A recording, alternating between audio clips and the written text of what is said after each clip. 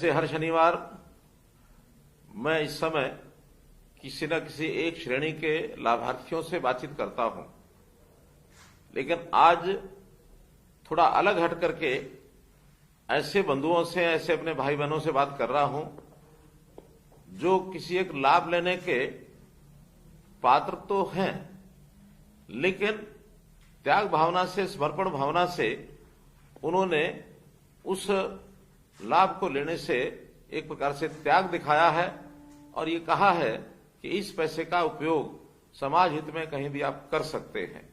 तो ऐसे हमारे बुजुर्ग भाई बहन जो 60 वर्ष के हो गए हैं, पेंशन लेने के हकदार हैं, और हमने जैसी अपनी योजना से सब लोगों को उनके घर जाकर अपने सरकारी किसी भी अधिकारी कर्मचारी को भेज करके पूछवाया कि आप ये ओल्ड एज पेंशन लेना चाहते हैं तो इस पत्र पर हस्ताक्षर करिए।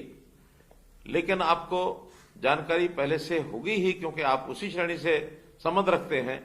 लगभग प्रदेश में 40,000 ऐसे बंधु हैं जिन्होंने कहा कि नहीं, हम अपना काम अपने आप चला लेंगे, व्यवस्था हमारे पास है, इसलिए हम इस पैसे को नहीं लेना चाहते। जैसे अभी हम जानते हैं कि 2750 रुपया प्रति मास ऐसे बुजुर्ग भाइयों बहनों को मिलता है जिनकी आयु 60 वर्ष के ऊपर होती है और जिनकी पति पत्नी की आय 3 लाख रुपया इससे कम होती है। और जैसा अगले महीने से अर्थात जनवरी से ये राशि 2750 के बजाय और 3,000 रुपया महीना होने वाली है। लेकिन हमने एक त्याग का, समर्पण का भाव दिखा करके समाज की सेवा का ध्यान रखते हुए और इस पैसे का जो है सरकार के ऊपर कोई एक्सचेकर के ऊपर वजन न पड़े, तो ये हमने अपना त्याग भाव दिखाया है। तो इस नाते से ये जो काम हमने किया है बहुत ही सराहना योग्य है और हम लोग इसके बधाई के पात्र हैं। तो भाइयों बहनों, आज मैं आप लोगों से बात करते हुए बहुत संतोष मुझे हो रहा है कि त्याग और समर्पण का भाव इस आयु में आकर के विशेष लोगों में ही होता है। तो आप लोगों ने ये जो काम करके दिखाया है, मैं पुनः आपको बधाई देना चाहता हूं। हम जैसा जानते हैं कि अभी कुल जो संख्या अपने प्रदेश में लगभग ऐसी है कि जो 30 लाख के आसपास लोग ये बुजुर्ग पेंशन ये लेते हैं और एक बड़ी राशि इसके ऊपर खर्च होती है। 6,800 करोड़ रुपया वर्ष का, और इस राशि के नाते से ये जाता है।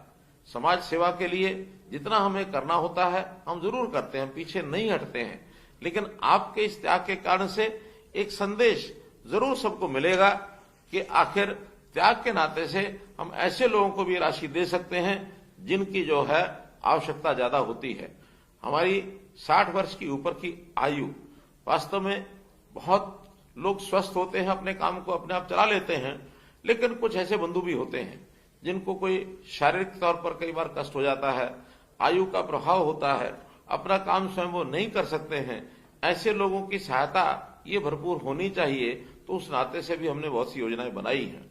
जैसा हमने हमारे कुछ ऐसे डिपार्टमेंट हैं जिन डिपार्टमेंट्स के जो रिटायर्ड कर्मचारी हैं उनके जिम्मे जब लगाया कि प्रदेश में ऐसे लोग जिनकी आय 60 वर्ष से ऊपर है उनकी देखभाल करें, तो सारथी योजना ये हमने एक बनाई है। प्रहरी योजना, सारथी योजना नहीं है, प्रहरी योजना। तो इस प्रहरी योजना के अंतर्गत उनके जिम्मे लगाया है कि ऐसे सब परिवारों के घरों में वो जाएं और विशेष तौर पर जिनकी आयु 80 वर्ष या इससे ऊपर हो गई है, 80 वर्ष से ऊपर के आयु के ऐसे लगभग 3,30,000 बुजुर्ग हरियाणा प्रांत में हैं। और एक और बड़ी जो चिंता की बात ये भी है कि उसमें से लगभग 1% से ऊपर 3600 लोग ऐसे भी हैं जो अकेले रहते हैं। उनके परिवार के अंदर इस प्रकार की सहायता करने वाला व्यक्ति या तो होगा नहीं, या किसी कारण से उनकी देखभाल करने में हिचकिचाते होंगे, वो अकेले रहते हैं। अकेले रहने में कितनी असुविधा होती होगी, हमने ये विचार करके और ऐसे 3,600 लोगों के लिए एक व्यवस्था बनाई है। सेवा आश्रम इस नाते से बनाया जाए तो वरिष्ठ नागरिक सेवा आश्रम, इस योजना को बनाने का हमने आह्वान किया है। अपने सरकार की ओर से इस काम को शुरू भी कर दिया गया है। रेवाड़ी में एक ऐसा आश्रम खोला जा चुका है, करनाल में निर्माणाधीन है और अन्य 14 जिलों में इसके लिए भूमि भी और ले ली गई है। आज मुझे एक और मन में जो विचार आता है आपके सामने रखता हूं कि जैसे 40,000 लोग आप लोगों ने इस पेंशन का त्याग किया है, 3,000 रुपया जैसा अगले महीने से शुरू हो जाएगी, अगर हिसाब लगाते हैं तो प्रति मास 12 करोड़ रुपया ये बनता है, साल में लगभग 100 करोड़ रुपया बनता है। तो मैंने एक योजना अपने मन में सोची है जिसकी घोषणा करता हूं कि हम ये इस वर्ष का 100 करोड़ रुपया, ये जो सेवाश्रम बनेंगे, इन सेवाश्रम को बनाने के लिए सभी 22 जिलों में इसका एक बजट ये सैंक्शन कर रहे हैं ताकि उनके भवन बन सके, उनकी देखभाल के लिए ये व्यवस्था हो सके। कुछ जिलों के अंदर अभी old age home red cross के द्वारा चलाए जा रहे हैं, जैसे पानीपत है, अंबाला है, पंचकुला है। ये रेड क्रॉस भी ओल्ड एज होम अच्छी प्रकार से चला रहे हैं। कुछ जगह पर तो मेरा जाना भी हुआ है, इनकी अच्छा व्यवस्था वहां देखभाल होती है। Old age home Mansa Devi shrine board Panchkula का ये अलग से चलता है, लेकिन जितनी आवश्यकता है उसकी पूर्ति करने के लिए इनकी संख्या और बढ़ाने की भी आवश्यकता है। कई जगह पर डे केयर सेंटर भी चलते हैं, अर्थात सुबह से लेकर सायंकाल तक बुजुर्ग वहां जाके बैठते हैं, अपने ठीक से समय को पास करते हैं, उनको अध्ययन करने के लिए पुस्तकें आदि, अखबार आदि भी मिलता है, और वहां उनके लिए चिकित्सा के नाते से भी एक डॉक्टर भी कभी कभी वहां पहुंचता है ताकि उनके शारीरिक प्रशिक्षण शिक्षण जो है वो हो सके। तो ऐसे 13 जिलों के अंदर इस प्रकार का भी एक काम चल रहा है। तो मैं आज एक योजना के अंतर्गत आपको ये भी बताना चाहता हूं कि ऐसे जो बुजुर्ग जिनका शरीर साथ देता है, जो कुछ समाज के लिए काम कर सकते हैं, तो ये जो पुलिस द्वारा शुरू की गई रिटायर्ड कर्मचारियों के द्वारा योजना है, जिसको हमने प्रहरी योजना कहा है, हम लोग भी इसमें साथ जुड़ सकते हैं। और प्रहरी योजना में जुड़ने के लिए आपके मन में एक जिसको कहना चाहिए उत्साह निश्चित रूप से होगा ही। आपके मन की अगर योजना इसमें शामिल होने की है तो आपने बहुत एक साधारण से तरीके से इसके साथ जुड़ने का तरीका मैं आपको बता रहा हूं कि पुलिस की हमारी जो सेवा सर्विस 112 है, 112 है। आप 112 के ऊपर केवल डायल करना है, उनसे बताना है कि मैं प्रहरी योजना से जुड़ना चाहता हूं। आपको एक वहां निश्चित व्यक्ति जो प्रहरी योजना का इंचार्ज होगा उसके साथ जोड़ दिया जाएगा। आप अपनी बातचीत उनके सामने रख सकते हैं और आपका नाम दर्ज करेंगे, स्थानीय तौर पर आपको संपर्क किया जाएगा। फिर हम इन 80 वर्ष से ऊपर के लोगों की सेवा के लिए अथवा ऐसे अन्य लोगों के लिए जिनको सहायता की आवश्यकता है, उस सहायता के लिए भी हम जा सकते हैं, जुड़ सकते हैं।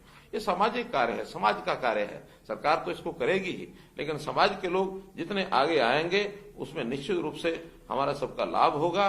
अंत में मैं आप सब लोगों के लिए सद्भावना भी चाहता हूं और आपकी जीवन सुखी आपका जीवन रहे, इस नाते से मैं प्रभु से कामना करता हूं। एक विषय मुझे और अंत में ध्यान में आता है कि आखिर जैसे कोई बुजुर्ग होता है, परिवार की भी चिंता करता है, परिवार में सदस्य होते हैं, युवा भी होते हैं, तो हमारे युवा वो कैसे उन्नति करें, तरक्की करें, कैसे आगे बढ़े, ये हर बुजुर्ग की इच्छा होती है। एक चिंता का विषय इस समय जो हरियाणा में देखने को मिल रहा है कि हमारे कुछ युवा वो गलत आदत के कारण से कहीं ना कहीं संगति उनकी गलत हो जाती है, तो नशे के आदी होते जा रहे हैं। और नशे के आदी होने से अपना जीवन तो खराब करते ही हैं, परिवार का जीवन भी खराब होता है, समाज में विकृति पैदा होती है।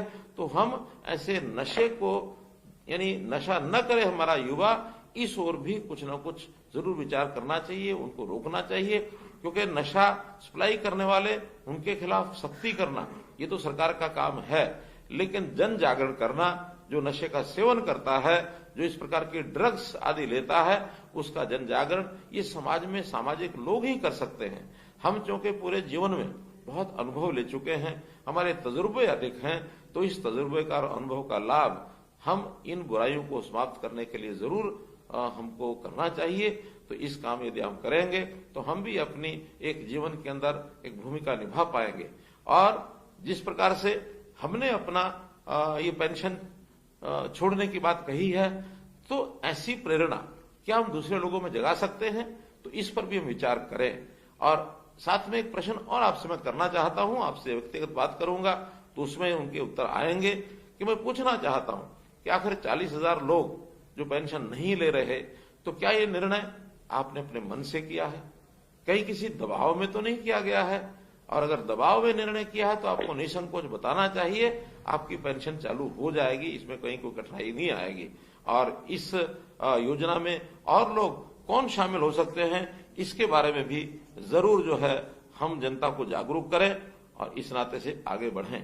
60 वर्ष से ऊपर के जो आय के लोग हैं, जो आयु के लोग हैं, इनकी हर प्रकार की सुविधा हम करना चाहते हैं। आपके मन में किसी प्रकार का कोई सुझाव है तो निश्चित रूप से आप हमको बताएं, क्योंकि जो अनुभवी लोग होते हैं, अनुभवी लोगों का लाभ आगे आने वाली पीढ़ी को हो, ये भी बहुत आवश्यक है। तो इस नाते से आपने ये सारी मेरी बात सुनी है, आपका मैं बहुत बहुत आभारी हूं, बहुत बहुत धन्यवाद करता हूं और इसके साथ साथ आपकी शुभकामना भी चाहता हूं। बहुत बहुत धन्यवाद।